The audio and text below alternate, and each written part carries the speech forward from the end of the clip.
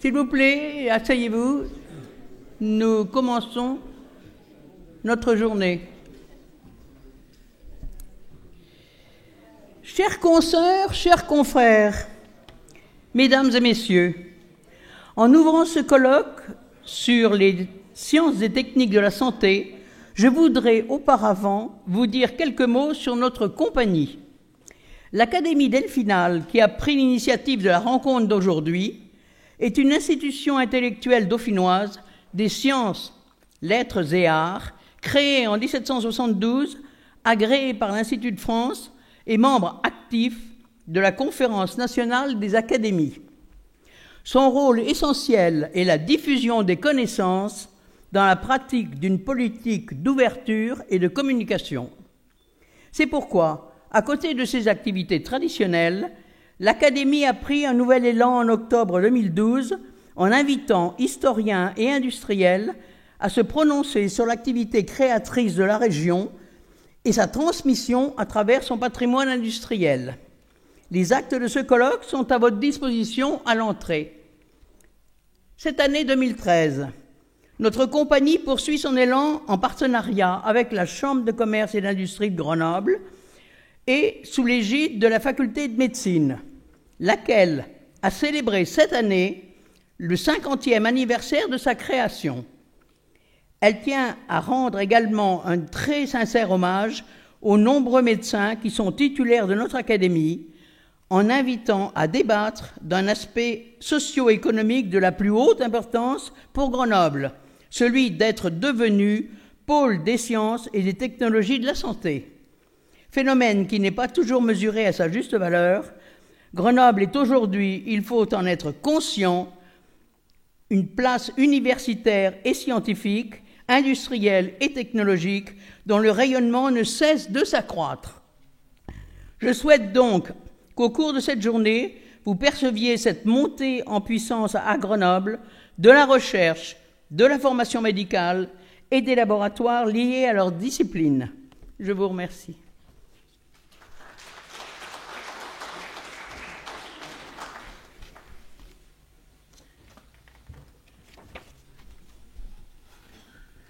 Hop là, ça tient à peu près. Voilà. Pardon, merci.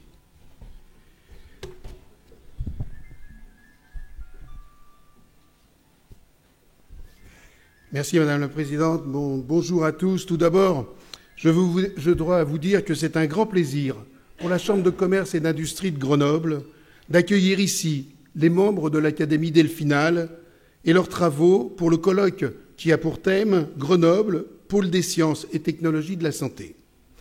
Nous avons vu il y a quelques semaines que Grenoble était classée 5e ville mondiale innovante. Effectivement, le magazine économique américain Forbes vient de réaliser un classement des villes les plus innovantes du monde et Grenoble arrive en 5e position après Malmö en Suède et après Stuttgart en Allemagne. Il est clair que ce classement est une reconnaissance de la qualité des laboratoires d'excellence situés sur notre territoire et des nombreux brevets qu'ils déposent dans beaucoup de secteurs d'activité. Comme dans la micro-nanotechnologie ou dans l'énergie, Grenoble peut compter dans le domaine de la santé sur le triptyque enseignement supérieur, recherche, industrie qui fait la force et l'originalité de notre territoire. Depuis le stade de la recherche jusqu'à l'application client, il existe de nombreux acteurs de la filière santé en Rhône-Alpes et notamment en Isère. Dans les domaines des sciences de la vie, avec plus de 2100 emplois dans la recherche publique, un tissu industriel très diversifié avec 7600 emplois, un enseignement supérieur de qualité totalisant 5000 étudiants, Grenoble-Isère jouit d'un positionnement de premier rang. Riche d'une pluridisciplinarité rare en Europe, Grenoble-Isère réussit à unir sa connaissance du vivant avec les compétences en nanotechnologie, par exemple. Fort de la complémentarité médecine, biologie, chimie, informatique, nanotechnologie, physique, Grenoble forme, avec Lyon, un véritable carrefour des compétences. Et nous savons que notre ambition, est de devenir l'un des 5 premiers sites européens en biotechnologie dans les prochaines années. Il ne faut pas oublier non plus que même si les biotechnologies sont bien présentes à Grenoble, de nombreux autres domaines des sciences du vivant sont couverts par des instituts ou des centres de recherche de pointe. Je citerai là ici, par exemple, la recherche en technologie et en sciences du vivant, qui travaille sur les métaux en biologie, sur la signalisation et l'effecteur cellulaire, l'interface entre la biologie cellulaire et les nouvelles technologies, l'Institut Roget aussi, l'IBS, Grenoble Institut Neurosciences, qui, grâce à une méthodologie in vitro et in vivo d'imagerie, travaille sur différentes pathologies, comme celle du cancer, de la maladie de Parkinson, des épilepsies, de la maladie neurovasculaire ou encore la maladie d'Alzheimer. Mais là, pour les neurosciences, je parle sous le couvert du professeur Benabid qui interviendra juste après moi. Je n'oublierai pas non plus l'Institut Boniot, le CRESA, l'Institut Langevin et le Centre hospitalier universitaire. Dans le domaine des biotechnologies, une filière complète et intégrée d'acteurs s'est structurée. Une filière efficace, allant de la formation des chercheurs jusqu'à l'industrialisation des solutions novatrices. De grands groupes industriels leaders sur leur marché sont présents ici, comme Becton Dickinson, Roche ou Biomérieux. Et tout à l'heure, vous verrez qu'Alain Mérieux, lors de sa conférence, les instituts Mérieux, a choisi de venir ici à Grenoble pour son développement. Il y a aussi ici des PME innovantes et dynamiques. Je citerai celles qui participeront cet après-midi à la table ronde Fluoptics, Arémon Life, Apix Technologies, Trixel, Evéon et bien d'autres. Je n'oublierai pas non plus l'excellence académique de Grenoble INP, l'UJF et les grands instruments de recherche internationaux que sont les CFRE ou l'IALL. Tous, dans la région grenobloise, travaillent en concert et se sont regroupés au sein d'associations comme Medicals, par exemple.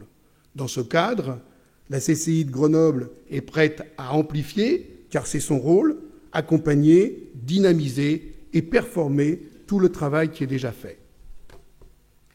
Car travailler ensemble, pour aller plus loin, s'enrichir de ces différences pour dépasser ses limites, créer des synergies pour créer plus de valeur ajoutée, tels sont les credos qui unissent entreprises, universités et laboratoires de recherche sur notre territoire. Accompagnés par les collectivités locales et territoriales qui sont proactives, ils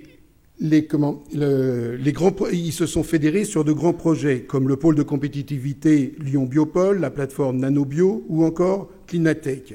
Autant d'illustrations de la capacité des acteurs isérois de biotechnologie à se mobiliser pour travailler ensemble.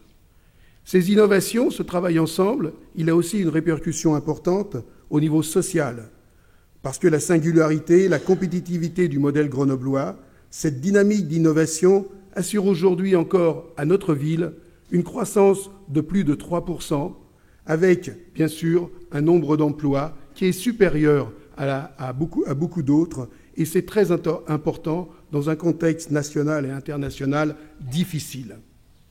J'arrêterai là ici ce mot de bienvenue, car je vous le répète, effectivement, vous êtes bienvenus ici à la Chambre de commerce et d'industrie de Grenoble, et je vous souhaite un très bon colloque.